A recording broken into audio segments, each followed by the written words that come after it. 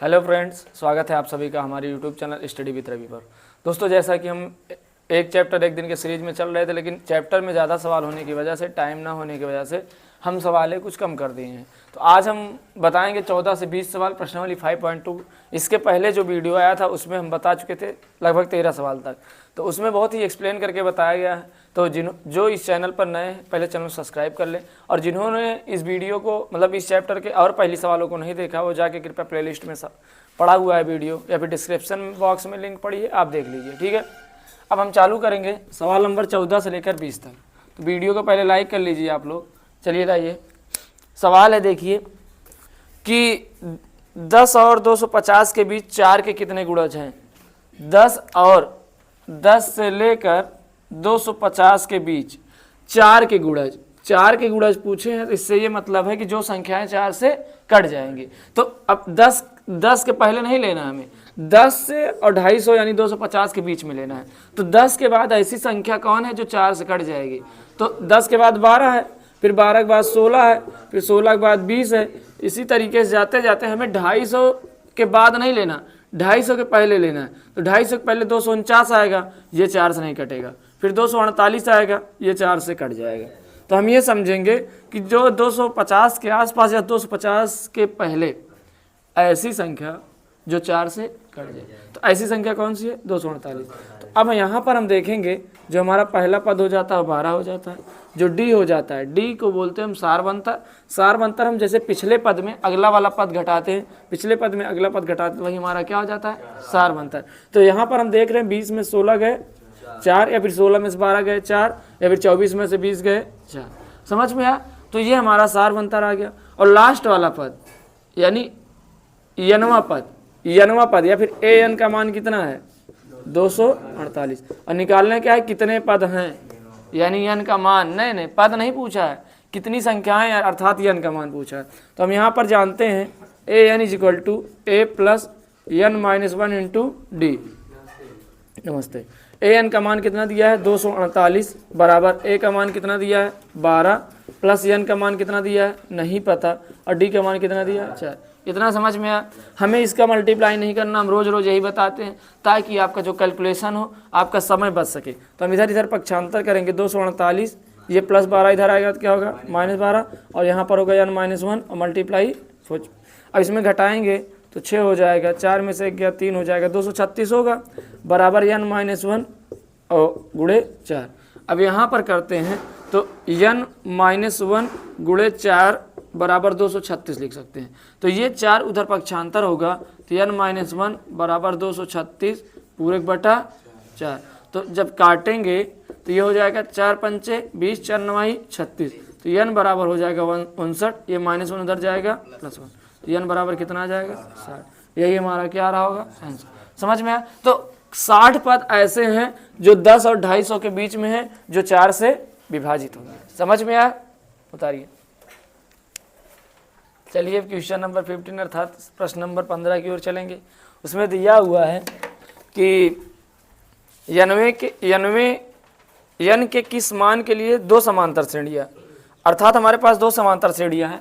पहली तो है 63, 65,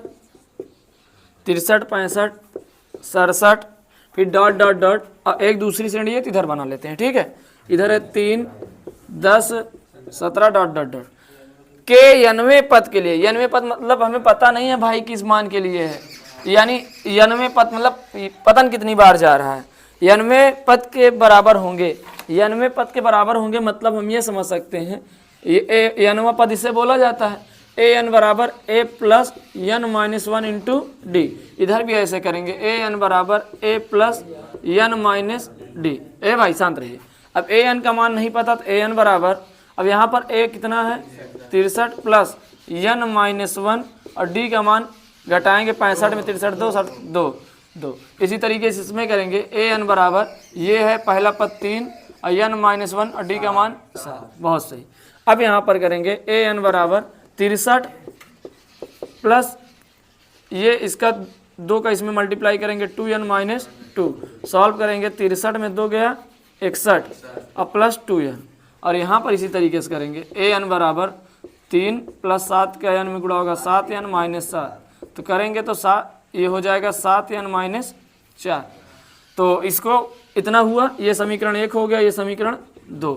अब दोनों को चूंकि यनवा मान, यन के जो मान है वो आपस में बराबर हैं, सवाल में लिखा है ना, क्या कहते हैं, दिया गया है यन के किस मान के लिए दो समांतर श्रेणियां, यनवे पद बराबर है, यनवा पद बराबर है, यनवा पद क्या है, यनवा पद बराबर है, तो ये दोनों भी तो आपस में बराबर हो सकते हैं, क्योंकि ये भी यनवा पद है, ये भी यनवा पद है, ये दोनों बराबर हैं, पद बराबर हैं, अर्थात यानी कि 61 प्लस समीकरण 1 और 2 बराबर होंगे, समीकरण 1 व 2 भी बराबर होंगे, बराबर होंगे। जब बराबर होंगे तो 61 + 2n बराबर 7n-4। तो इसको इधर ले जाएंगे, इसको इधर लाएंगे, यानी 61 -4 इधर आएगा तो +4, और ये है 7n, ये उधर जाएगा तो क्या होगा, प्लस है माइनस में हो जाएगा, तो इसे हम घटाएंगे तो 5n होगा, और यहाँ पर 61 4 65, इसका मतलब अगली लाइन, तो हम यहाँ जानते हैं 5n बराबर 65 है, तो n बराबर 65/5, यानी भाग करेंगे तो कितना आएगा 13, अर्थात जो n बराबर 13 आया है, जो इस श्रेणी में जो 13वां पद होगा, नहीं समझ रहे हो, पहला दूसरा तीसरा, इसी तरह जो 13वां पद इस श्रेणी को होगा और जो 13वां पद इस श्रेणी को होगा, वो दोनों आपस में बराबर होंगे, यही हमारा आंसर है। समझ में आया? तो हम इसलिए इसको बराबर रखें ताकि सवाल में बोला गया है ये दोनों पद आपस में बराबर है, जो यनवा मान है वो दोनों में, यानी यनवा पद आपस में क्या है, बराबर, तो इसे हम आपस में क्या कर दिए, बराबर। बराबर करने के बाद हम यहाँ से n का मान निकाल लेंगे, जो n का मान निकालेंगे वही हमारा आंसर होगा। समझ में आ रहा? उतारिए क्वेश्चन नंबर नेक्स्ट अब देखेंगे, क्वेश्चन नंबर 16 में दिया गया है कि वह एपी ज्ञात कीजिए जिसका तीसरा पद 16 और 7वां पद 5वें पद से 12 अधिक है। वह एपी ज्ञात कीजिए, एपी मतलब हमें श्रेणी निकालना है, मतलब पहला पद, दूसरा पद, तीसरा पद, मतलब पूरी श्रेणी निकालना है, ठीक है। जब श्रेणी निकालना है तो हम ये देखेंगे कि इसमें दिया है कि तीसरा पद 16 है, तो हम ये जानते थे कि A3 बराबर A + 2D कर सकते हैं कि नहीं, तो तीसरा पद कितना है 16 और A + 2D, इसे समीकरण 1 मान लेते हैं। समझ में आया? फिर प्रश्न में बोला गया है कि जो 7वां पद है वो 5वें पद से, समझिए मान लेते हैं कोई श्रेणी है, इधर देखो 1 2 3 4 5 6 7, मान लो कोई भी है, ठीक, यहाँ पर एक 7वां पद है, यहाँ पर एक 5वां पद है, नहीं मान लो यहाँ पर एक 7वां पद है, यहाँ पर एक क्या है 5वां पद, ये मान लीजिए आपका थोड़ी देर के लिए 9 है, और यहाँ ये मान लीजिए 6 है, तो अगर कोई बोला ये इससे अधिक है, ये इससे अधिक है, तो इसमें इसको घटाएंगे कि नहीं, उसी तरीके से 7वें पद में 5वां पद घटाएंगे तो कितना प्राप्त हो रहा है 12, क्योंकि जो 5वां पद है 7वां पद है वो 5वें पद से अधिक है, तो 7वें पद को हम लिख सकते हैं A + 6D माइनस इसको लिख सकते हैं A + 4D बराबर 12, और इसको सॉल्व करेंगे तो A + 6D कोष्टक खुलेगा, A - 4D बराबर 12, A से कैंसिल आउट, 6 में 4 गया 2D बराबर 12, तो D बराबर कितना आया 6 आया। अब D का मान समीकरण 1 में रख दो, D का मान समीकरण 1 में रखने पर जब D का मान समीकरण 1 में रखेंगे 16 बराबर A + 2 और D के मान 6, तो 16 बराबर A + 6 दूनी 12, तो A बराबर आ जाएगा 16 - 12, तो A बराबर कितना आ गया 4। अब ये बताइए जो हम श्रेणी निकालते थे, पहला पद क्या मानते थे A, दूसरा का, तो फिर नेक्स्ट फिर A + 3D फिर A +, इसी तरीके से मानते हुए आगे चले जाते। पहला पद कितना आया 4, फिर कामा लगाएंगे, दूसरा पद 4 + 6, फिर 4 + 2 × 6, फिर 4 + 3 × 6, इसी तरह कर लीजिएगा, तो 4 और 6 4 10 और 4 6 दूनी 12 12 4 16, फिर 6 × 18 4 22, यानी अंतर कितने का होना चाहिए 10 6 का, तो 6 इसमें जोड़े 10 हुआ, इसमें जोड़े 16, इसमें जोड़े 22, इसमें जोड़ेंगे 28, इसमें जोड़ेंगे 34, इसमें जोड़ेंगे 40, इसी तरीके से हमारी श्रेणी प्राप्त होगी। यही हमारा क्या है आंसर। कैमरा में आ रहा है पूरा?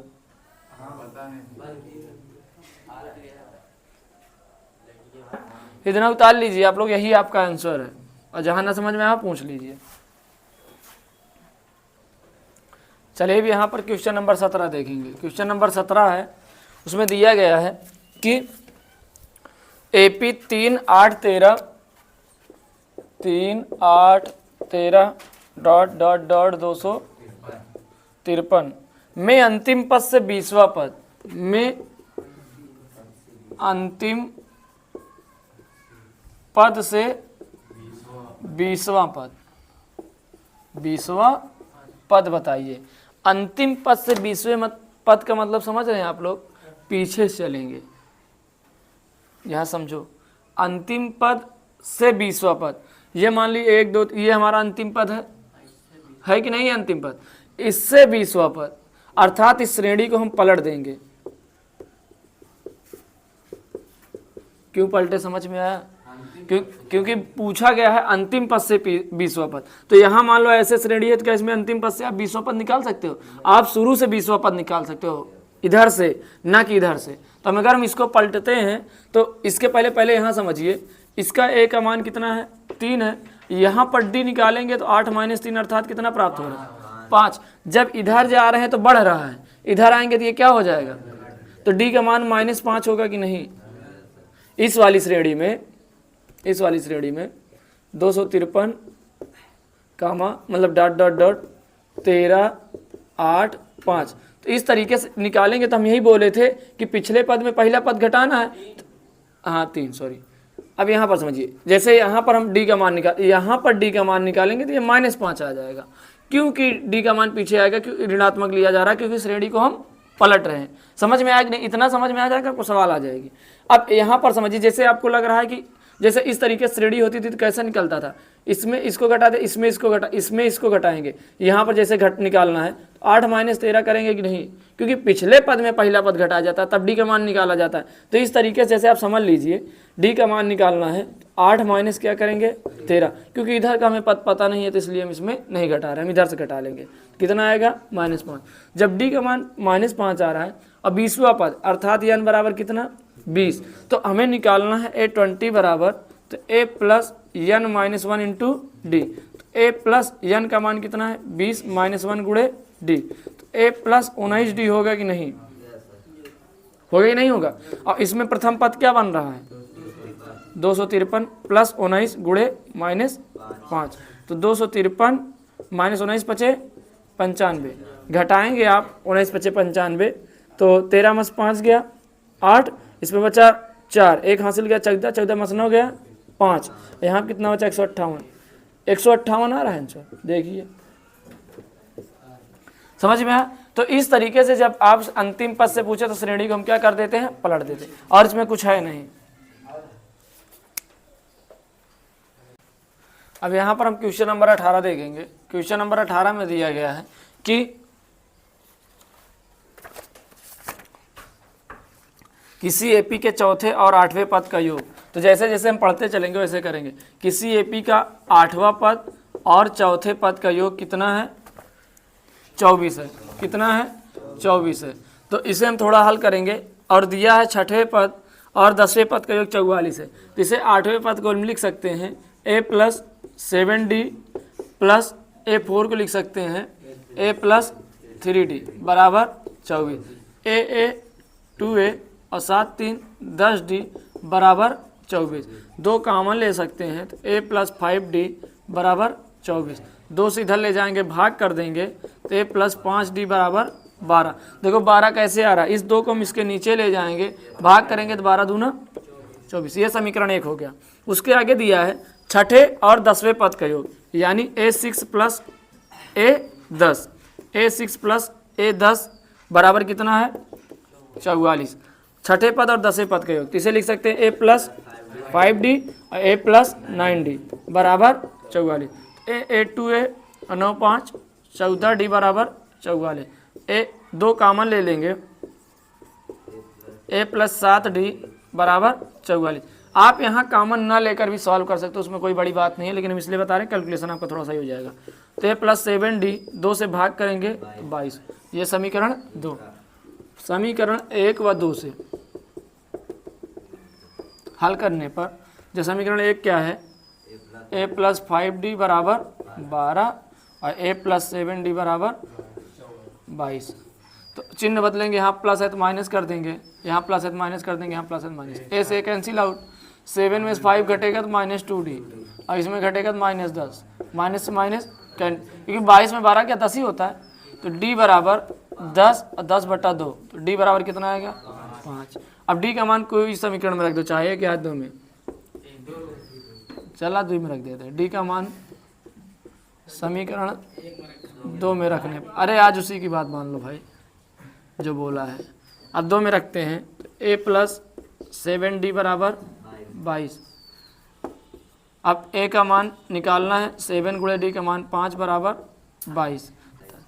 a प्लस a बराबर 22 है, ये 7 × 5 = 35 उधर जाएगा तो -35 हो जाएगा। a बराबर घटाएंगे तो -13 आया। अब पूछा क्या गया है, श्रेणी के प्रथम 3 पद, तो पहला पद निकालने के लिए यहाँ पर दिखाई दे रहा है कैमरे, उतार लीजिए इसको इतना। अब यहाँ पर हम श्रेणी के 3 पद निकालेंगे, तो पहला पद हमारा a हो जाता है, दूसरा हो जाता है a प्लस d, तीसरा हो जाता है a प्लस 2d, 3 ही निकालना है। तो पहला पद दिया हुआ है -13, दूसरा का पद निकालने के लिए -13 प्लस 5, फिर -13 प्लस 2 गुणे 5। तो यहाँ पर -13 पहला पद हो गया और 13 में से 5 गया -8 दूसरा पद हो गया। यहाँ पर हम -13 प्लस 10 अर्थात -3, ये पहला पद, ये दूसरा पद, ये तीसरा पद, और यही आपका क्या आ रहा होगा आंसर। सवाल नंबर 19 देखेंगे। सवाल नंबर 19 में दी हुई है, सुब्बा राव ने 1995 5,000 रुपये के मासिक वेतन पर कार्य आरंभ किया। मान लो कोई सुब्बा राव है, वो 1995 5,000 रुपये से अपना काम धंधा चालू करता है, मतलब जॉब करता है, ठीक है। प्रत्येक वर्ष 200 वृद्धि होती है। समझिए इधर, पहले महीने में इसको मिला कितना, मतलब पहले साल 52, मतलब 5,000, फिर 200 की वृद्धि हुई तो कितना हुआ 52, फिर वृद्धि होगी 200, तो किसमें ये दिया प्रत्येक वर्ष कितनी वृद्धि है, बोला जी रिकॉर्ड होता है, 200 की वृद्धि हो रही है, ठीक है। किस वर्ष इसका वेतन 7,000 हो जाएगा। मान लो कोई एक वर्ष आएगा कि इसका वेतन बढ़ते बढ़ते बढ़ते बढ़ते कितना हो जाएगा 7,000। अब यही हमें निकालना है कि किस वर्ष होगा, अर्थात हम किसका यन का मान निकालेंगे। अब ये हम समझते हैं a बराबर कितना है 5,000, d बराबर वृद्धि कितनी की हो रही है 200, a n बराबर कितना है 7,000, निकालना क्या है यन। अब आपके मन में आ रहा होगा यन क्या होता है, यन क्या होता है। यन वही होता है जो यनवा पद, मतलब एक वृद्धि हो रही, और कौन से वर्ष हो रही, मतलब कितने वर्षों बाद या फिर कितने वर्षों में इसकी हो जाए, कौन से वर्ष। तो यन का मान निकालना है, तो a n बराबर a plus n - 1 into D. a n का मान कितना है 7,000 बराबर a का मान 5,000 प्लस n का मान नहीं पता, d का मान 200। ये 5,000 इधर आ जाएगा सीधे, 7,000 में 5,000 घटेगा तो कितना हो जाएगा 2,000, n - 1 गुणे 200, ये घटेगा तो कितना आएगा 2,000 बराबर n - 1 गुणे 200। 200 इसके नीचे लाएंगे, यानी n - 1 बराबर 2,000 पूरक बटा 200, 2 0 2 0 कैंसिल। अब यहाँ पर घटाएंगे तो n - 1 बराबर 10, तो n बराबर क्या आएगा 11, क्या आ रहा है 11वें वर्ष। आंसर देखो आ रहा है कहीं।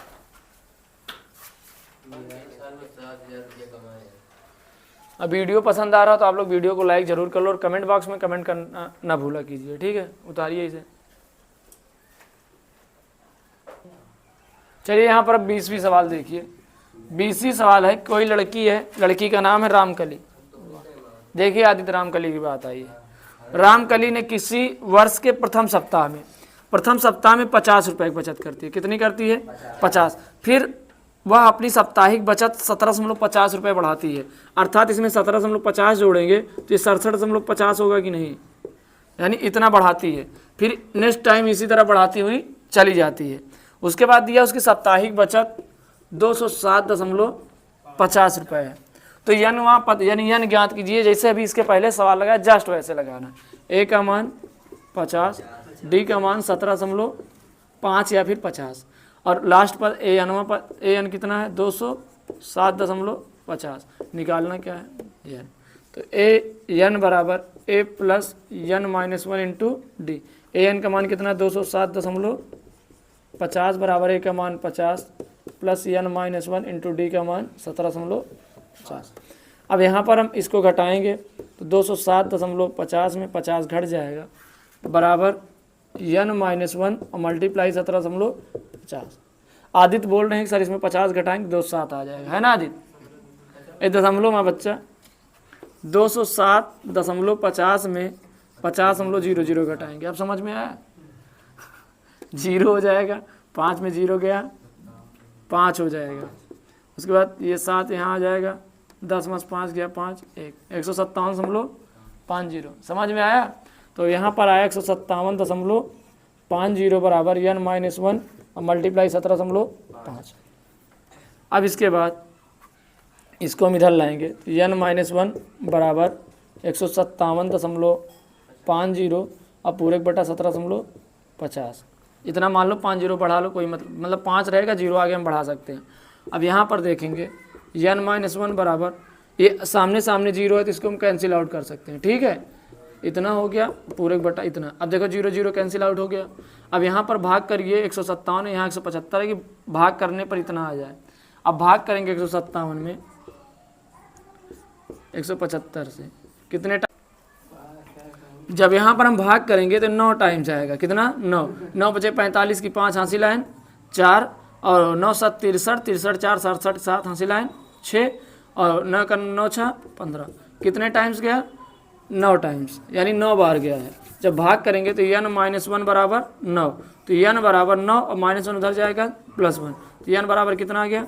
10। तो कौन से सप्ताह में? 10। तो यही हमारा क्या रहा है आंसर। और आपका 5.1 5.2 यहीं पर समाप्त होता है। समझ में आया? तो इसे आप उतार लीजिए, आओ था आंसर। और हाँ, वीडियो को शुरू से अंत देखा कीजिए और वीडियो पसंद आया करे तो लास्ट में कमेंट करके जरूर जाया कीजिए, क्योंकि इससे हमारा थोड़ा मोटिवेशन बढ़ता है। और वीडियो को लाइक करना तो ना ही भूलिए, ठीक है? अब अगले दिन हम आपको लेकर आएंगे प्रश्नावली 5.3 और हाँ, साइंस का भी थोड़ा थोड़ा सेशन चल रहा है तो आप लोग उसे भी देखा कीजिए। और इंग्लिश का संजीव सर पूरा पढ़ा रहे हैं तो उसे देखना ना भूलें, ठीक है? मिलेंगे नेक्स्ट पार्ट में एक नए चैप्टर के साथ, तब तक के लिए जय हिंद जय भारत।